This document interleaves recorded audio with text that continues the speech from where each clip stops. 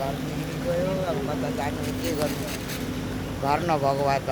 माथि छोराको घर नभएको भए त बस्ने जग्गा पनि पाइँदैन थियो होला अब तपाईँको छोराको घर चाहिँ माथि छ माथि त्यो चाहिँ बाँच्यो केही भएन हजुर हजुर यो तपाईँहरूको घरहरू चाहिँ एकदमै बिग्रियो एकदमै एउटै तपाईँ चाहिँ को बस्नुहुन्थ्यो तपाईँ र बाजे मात्रै बस्नुहुन्थ्यो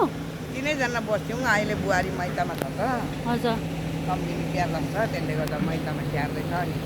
पकाइदिएको छैन छोराको उहाँहरूको घर चाहिँ है यस्तो अवस्था भएको छ उहाँहरूको केही रहेन बिचरा है